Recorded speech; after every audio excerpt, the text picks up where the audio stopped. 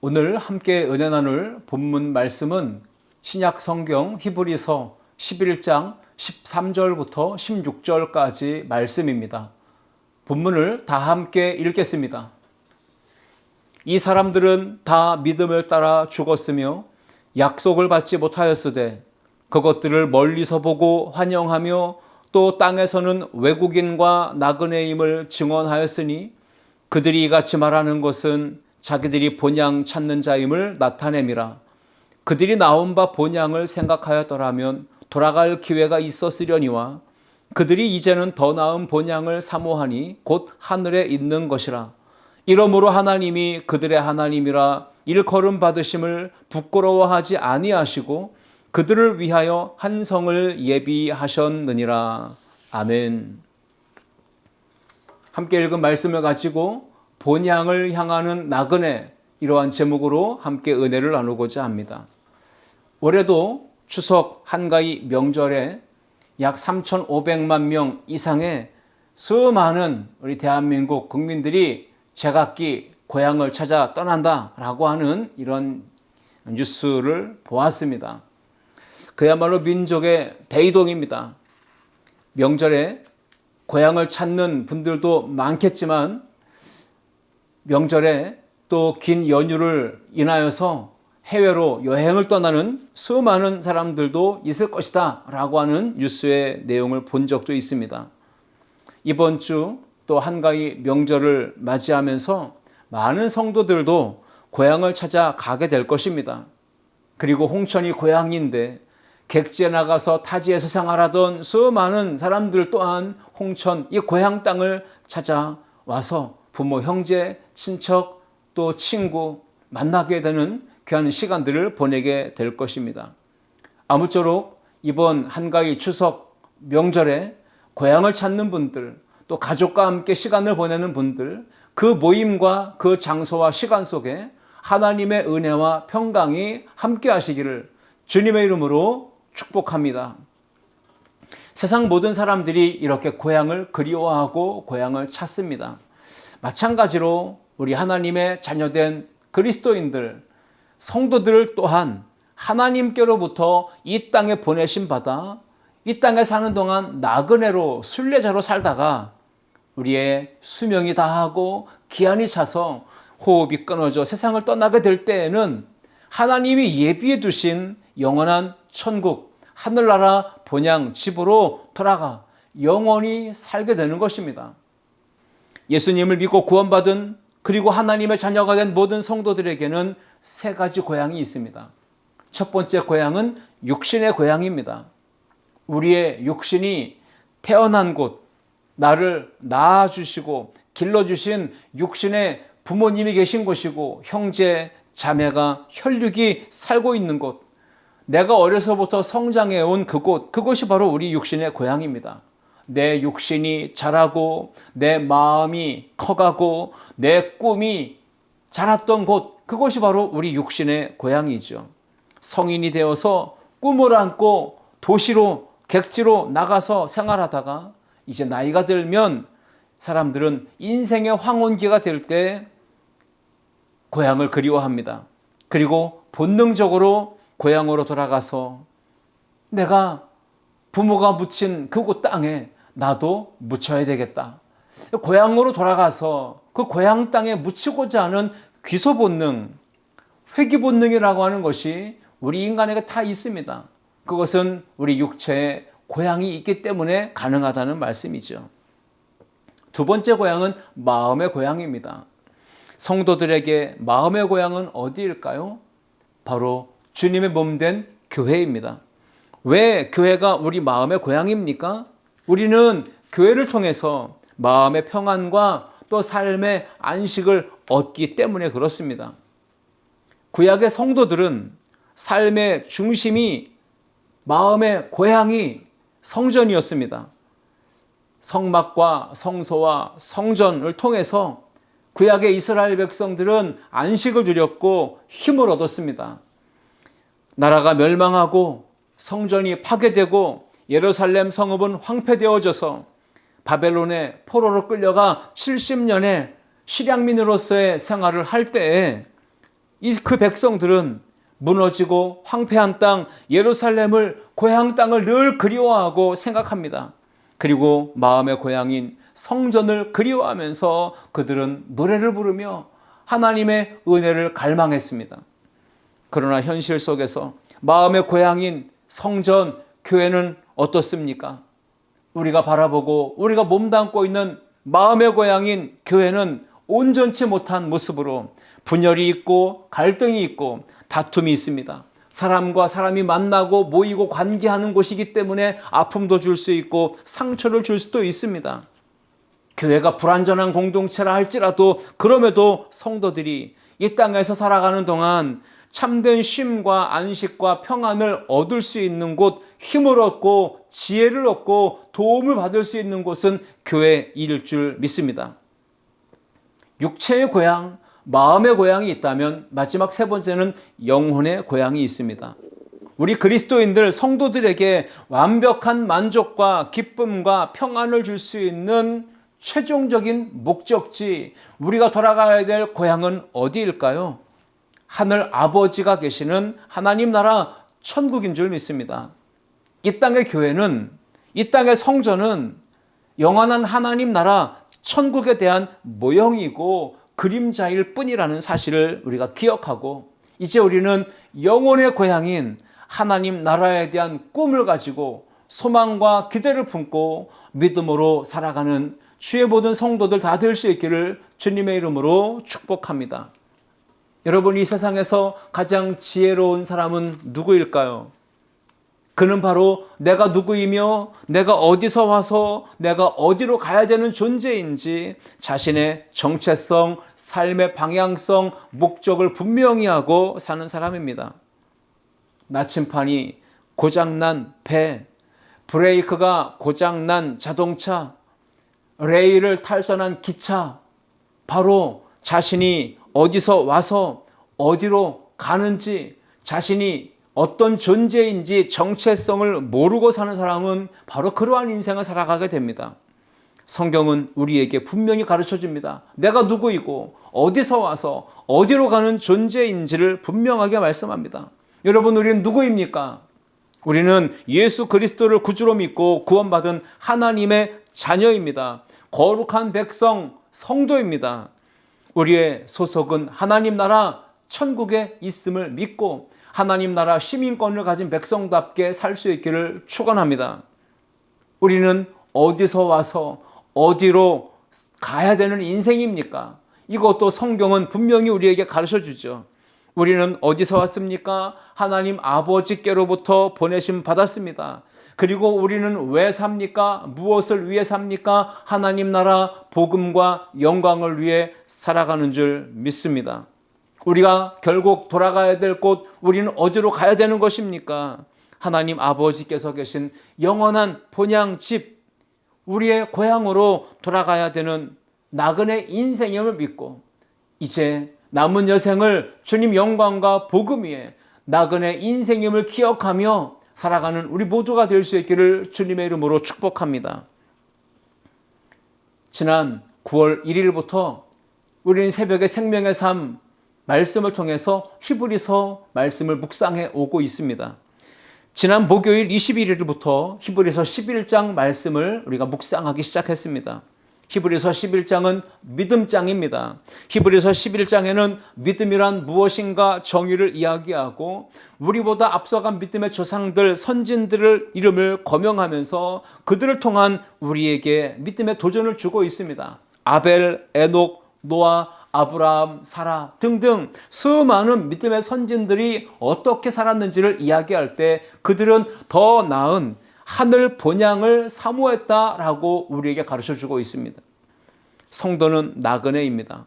하나님의 약속의 말씀을 붙잡고 하나님 아버지의 하늘 상주심을 바라보며 믿음으로 인내하며 담대함으로 순종하며 살아갈 때 영원한 하나님 나라 본향집에 들어간다는 것을 믿음으로 살아가는 우리 모든 성도들 될 수 있기를 축복합니다.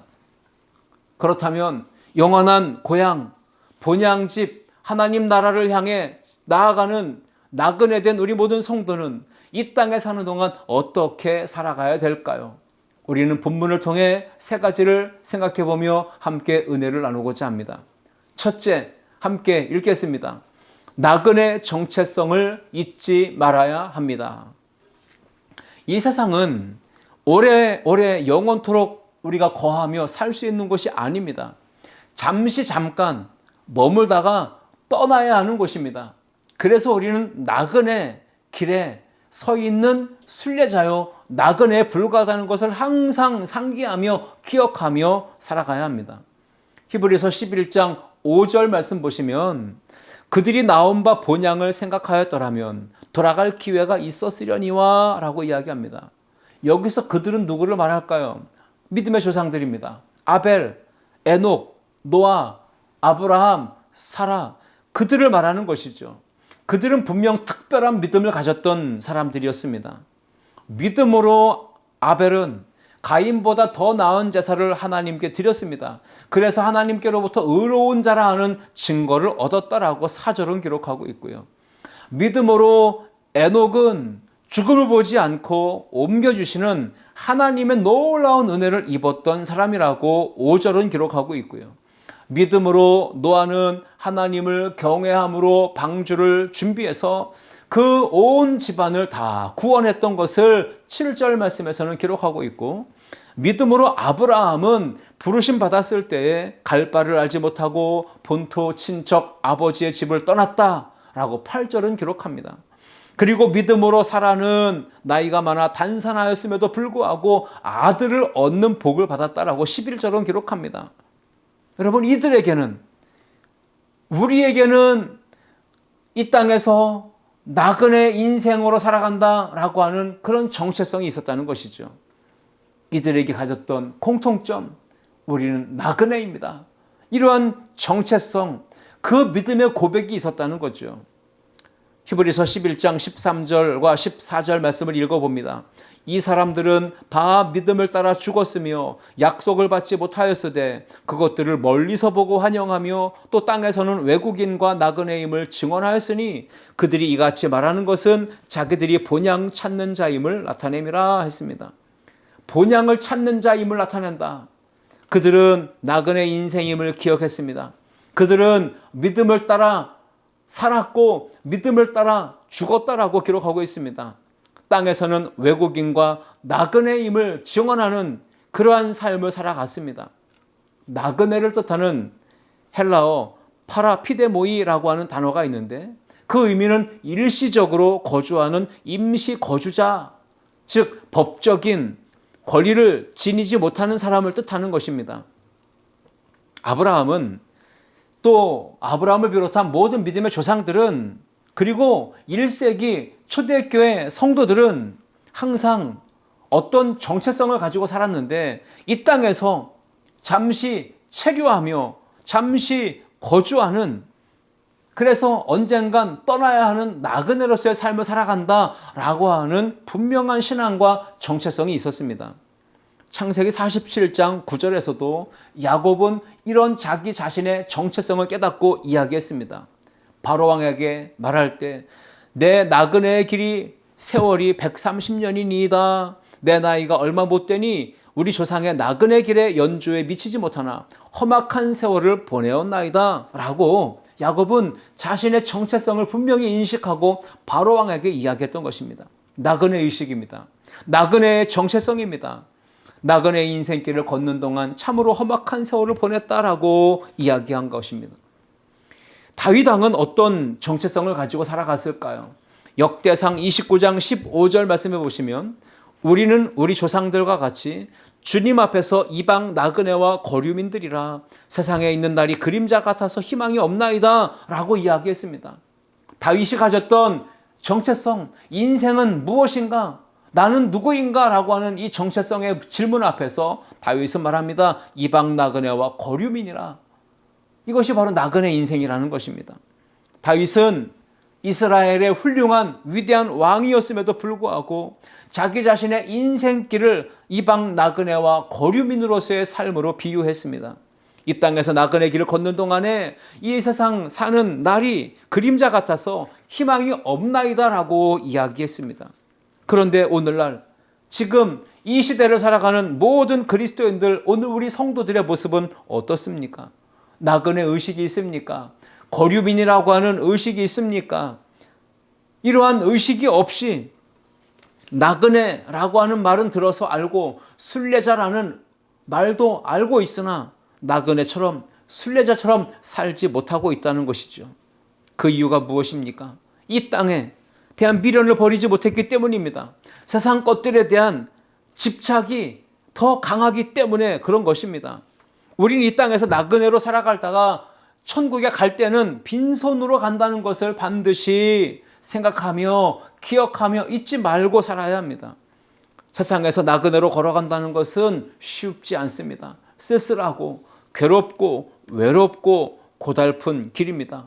야곱이 했던 고백처럼 험악한 세월을 보낼 수 있는 것이죠. 그럼에도 불구하고 우리는 혼자 걷지 않고 어떤 경우에는 재밌는 사람, 어떤 사람은 흥이 있는 사람, 나에게 흥을 돋우어주고 기쁨을 주고 평안을 주고 위로를 주고 격려해주며 힘을 실어줄 수 있는 그런 사람을 만나서 걸어가는 길이 될 수도 있습니다. 그럴 때는 나그네 인생길이 힘이 나고 외롭지 않고 기쁨으로 걸어갈 수가 있습니다.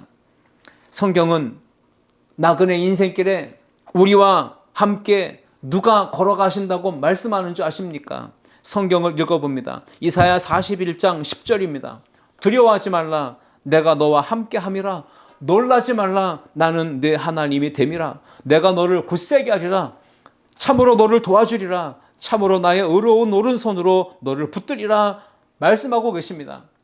외롭고 고독하고 힘든 인생길 험악한 세월을 살아가는 우리 모든 성도들과 함께 하시는 분은 사랑의 하나님, 능력의 하나님, 좋으신 하나님 아버지이신 줄 믿습니다.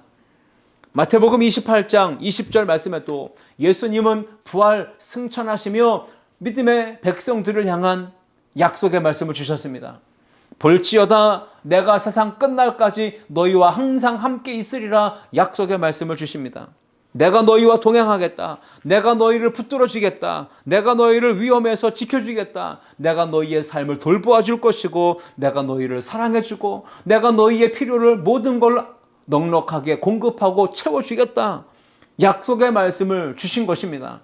이 약속의 말씀 붙들고 나그네 인생길을 걸어가면서 임마누엘 하나님의 손을 꼭 붙잡고 감사하고 찬양하고 예배하고 더 기도하며 성령의 능력과 은혜 가운데 당당하게 이 믿음의 길을 걸어가는 우리 모든 성도들, 행복이 있고 하나님의 은혜가 가득 드리워진 예수 향기 나는 삶을 살아가는 우리 모두가 될 수 있기를 주님의 이름으로 축원합니다. 두 번째 함께 읽겠습니다. 더 나은 하늘 본향을 사모해야 합니다. 그렇습니다. 나그네 인생길을 걸어가는 성도는 이 땅에서 더 나은 하늘 본향을 사모하며 살아가야 합니다. 히브리서 11장 15절에는 나온 바 본향, 16절에서는 더 나은 본향 이런 표현을 사용하고 있습니다. 16절을 읽어봅니다. 그들이 이제는 더 나은 본향을 사모하니 곧 하늘에 있는 것이라. 이러므로 하나님이 그들의 하나님이라 일컬음 받으심을 부끄러워하지 아니하시고 그들을 위하여 한 성을 예비하셨느니라. 아멘.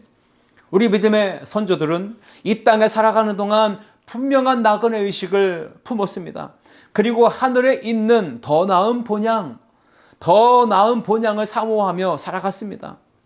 잠깐 보이다가 사라지는 없어지는 이 땅의 것에 소망을 두지 않았습니다. 눈을 맞추며 이 땅의 것에 집착하며 살지 않았습니다. 아브라함은 갈대아 우르를 떠나며 그 우상 숭배의 땅 본토 친척 아버지의 집을 떠났습니다. 그 이유는 무엇입니까? 이 믿음의 길을 따라 걸으면 영원한 하나님 나라 본향 집이 있다는 것을 알았고 그 하나님 나라 본향을 소망하며 그 땅을 바라며 살아갈 수 있었던 것이죠. 동물원에 가면 관광객들이 원숭이에게 먹을 것을 주죠. 그러면 우리 안에 있는 원숭이는 그 던져주는 그것들을 받아서 맛있게 먹습니다. 인터넷에 사진을 하나 보았습니다. 태국에 긴 꼬리 원숭이가 있는데 사람들이, 관광객들이 재미로 던져주는 음식들을 그냥 주는 대로 덥석덥석 다 받아 먹다가 살이 어마어마하게 쪄가지고 초고도 비만이 됐다는 것이죠. 그래서 이 긴꼬리 원숭이가 당뇨병, 고혈압, 관절염까지 다 복합적으로 걸려가지고 건강에 이상이 생겨서 집중적으로 건강에 대한 관리를 받고 있다, 치료를 받고 있다 라고 하는 그런 기사를 본 적이 있습니다. 여러분, 마찬가지입니다. 나그네 인생길을 걸어가는 우리 모든 성도들이 땅에 삽니다. 그리고 세상의 달콤한 유혹을 받습니다. 그리고 세상의 그 유혹에 취해서 하나하나 그 육신의 욕망을 채워나가고, 그리고 육신이 배부르고 생활이 나태해지고 게을러지게 되면 믿음의 삶이 결국은 비만이 됩니다. 영적인 싸움에 민첩하게 대응할 수 없는 영적인 비만이 되어지면 사탄의 공격을 받을 때에도, 위험천만한 일을 겪을 때에도 대처하기가 어렵습니다. 무차별적인 공격을 받고 믿음의 삶에서 실패를 경험하게 되는 것입니다.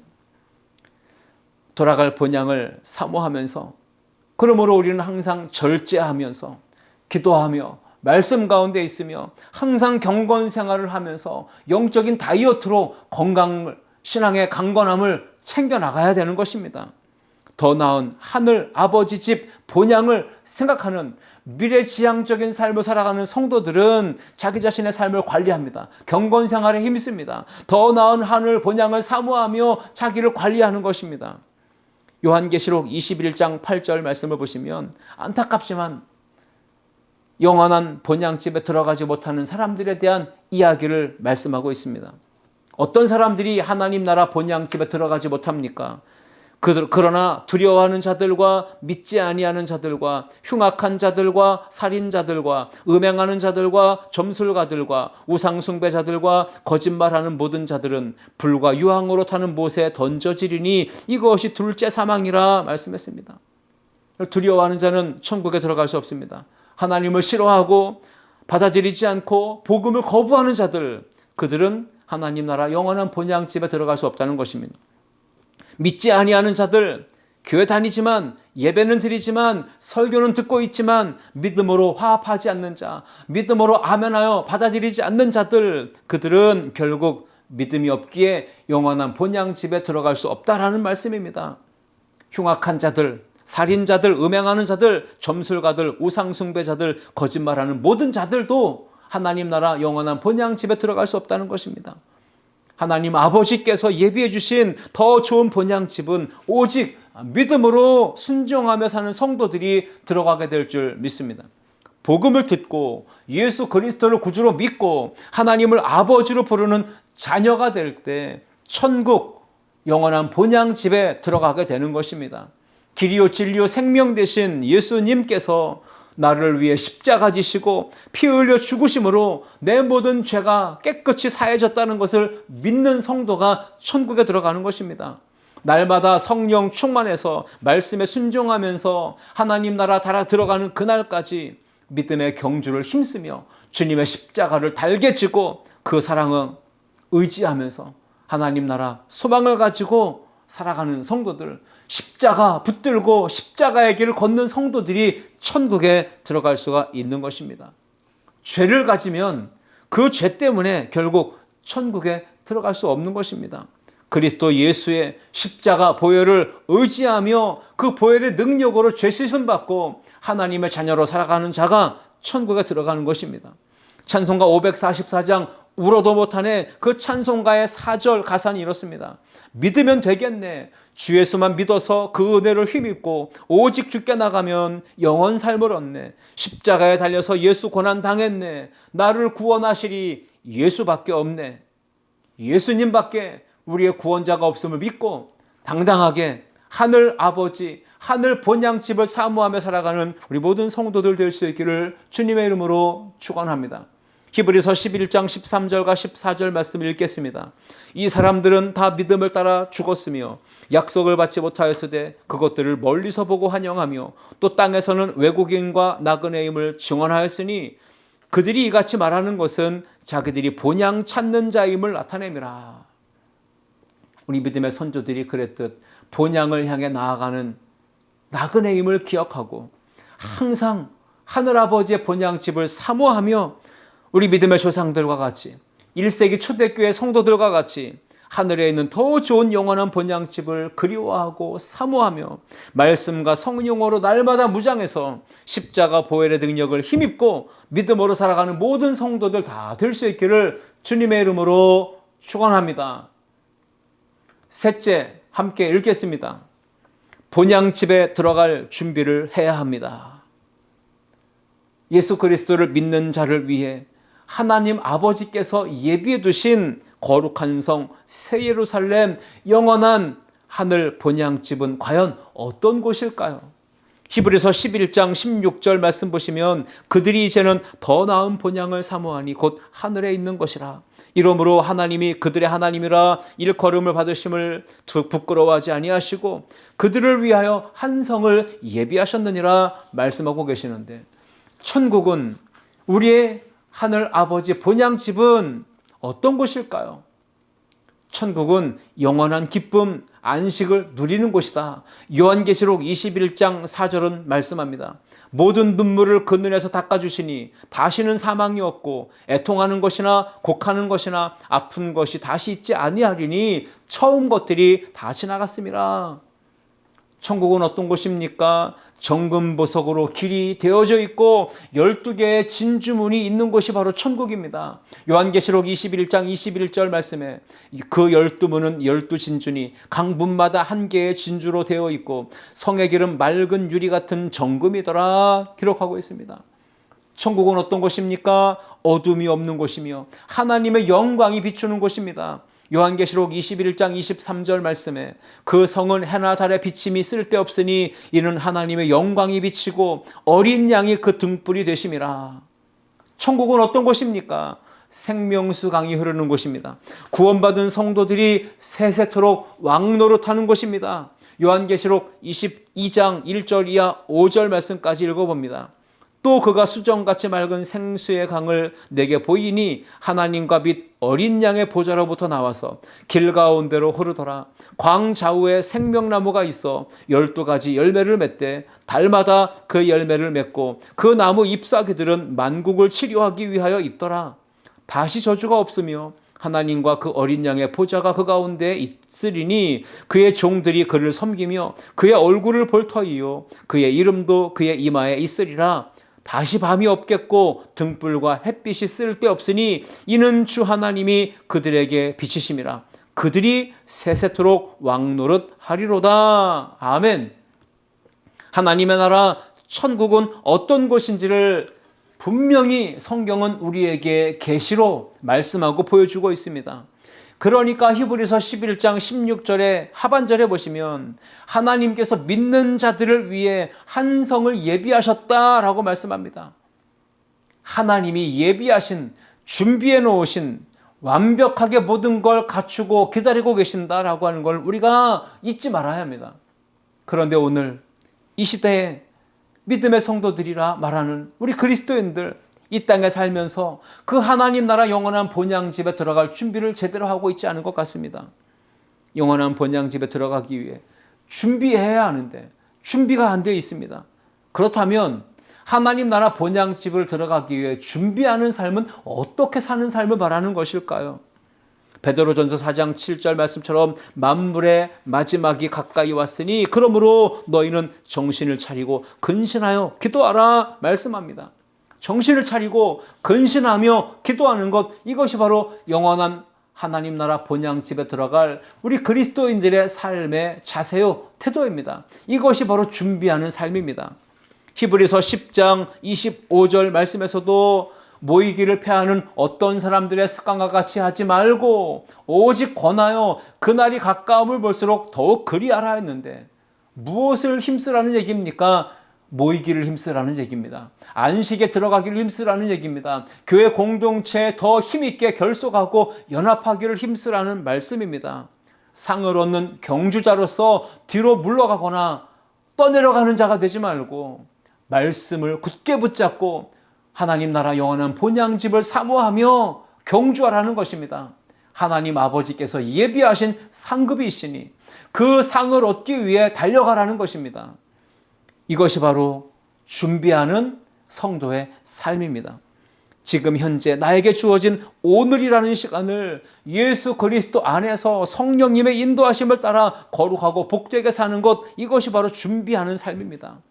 하나님 아버지께서 나에게 맡겨주신 사명, 직분, 일에 충성, 봉사, 헌신하며 진실되게 열심을 다해 게으르지 말고 부지런하여 살아가는 것, 이것이 바로 준비하는 그리스도인의 삶입니다.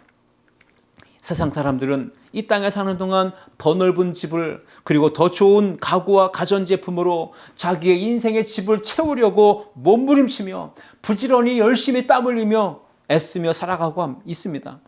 노후 대책을 세우겠다고 여러 개의 보험을 들고 저축하면서 머지않은 자신의 장래를 준비하는 데만 혈안이 되어서 힘을 다 쏟아내고 있습니다. 물론 그러한 부분들도 중요하죠. 생각해야 됩니다. 준비를 철저히 해야 됩니다. 그게 지혜로운 것이죠. 하지만 나그네로 살아가는 우리 인생들, 예수 그리스도를 믿는 모든 하나님의 자녀들, 성도들은 반드시 기억해야 될 것이 있지 않습니까? 이 땅은 내가 영원히 살 곳이 아니고 나에게는 분명히 돌아가야 할 고향, 하늘 아버지 집이 있다는 사실이고, 또 하나는 내가 이 땅에 사는 동안 심은 대로, 뿌린 대로, 행한 대로 하나님 아버지께서 반드시 심판하시는 그날에 상급으로 내게 보상하신다, 갚아주신다. 이것을 늘 기억하고 잊지 말고 살아야 되는 것입니다. 이제 말씀을 마치겠습니다. 사도 바울은 나그네로 살아가는 동안 열심히 복음을 위해 충성, 봉사, 헌신하며 살다가 주님 오시는 그날에, 심판의 주로 오시는 주님을 맞이하는 그날, 부끄러움 없이 당당하게 하나님 앞에 설 수 있기를 고면합니다. 디모데후서 4장 5절 이하 8절 말씀입니다. 그러나 너는 모든 일에 신중하며 고난을 받으며 전도자의 일을 하며 내 직무를 다하라. 전제와 같이 내가 벌써 부어지고 나의 떠날 시각이 가까웠도다. 나는 선한 싸움을 싸우고 나의 달려갈 길을 마치고 믿음을 지켰으니 이제후로는 나를 위하여 의의 면류관이 예비되었으므로 주 곧 의로우신 재판장이 그날에 내게 주실 것이며 내게만 아니라 주의 나타나심을 사모하는 모든 자에게도니라 라고 말하며 믿음의 경주를 힘써서 끝까지 달려가기를 권면하고 도전하고 있습니다. 끝까지 믿음의 선한 싸움을 싸우시기 바랍니다. 하나님께서 맡겨주신 사명, 직분에 충성 다하여서 감당하기를 바랍니다. 어떤 시험과 유혹이 와도 인내하며 믿음을 굳게 지키는 성도들이 되기를 주의 이름으로 축복합니다. 그래서 주님이 예비하신 하나님 나라 상급을 누리며 의의 면류관을 받아 쓰는 우리 아름다운 교회 모든 성도들이 다 될 수 있기를 주님의 이름으로 축원합니다. 우리는 추석 한가위 명절을 맞이할 때 오늘 말씀을 통해 기억해야 합니다. 나그네 정체성을 잊지 말아야 된다. 더 나은 하늘 본향을 사모하며 살아야 된다. 더 나은 본향 하늘 집을 들어갈 준비를 하며 이 땅에서 믿음의 삶을 온전히 살아가야 된다. 이러한 도전과 권면을 마음에 새기고 이 한 주간도 주의 은혜로 살아가는 모든 성도들 다 되시기를 주님의 이름으로 축원합니다. 기도하시겠습니다. 사랑과 은혜가 풍성하신 하나님 아버지 감사합니다. 오늘도 추석 명절을 앞두고 주일을 맞이한 성도들에게 영원한 하나님 나라 본향집을 바라보며 믿음으로 살아가는 성도들의 삶을 도전하시며 교훈해 주시니 감사합니다. 본향을 향하는 나그네로서 우리가 정체성을 분명히 인식하게 도와주시고 더 나은 하늘 본향을 늘 사모하며 영적으로 깨어 있어서 근신하며 더 나은 본향집에 들어갈 준비를 성실하게 잘하는 우리 모든 성도들 되게 하여 주옵소서. 은혜와 사랑으로 함께 하신 주님을 찬양하며 예수 그리스도의 이름으로 기도하옵나이다. 아멘.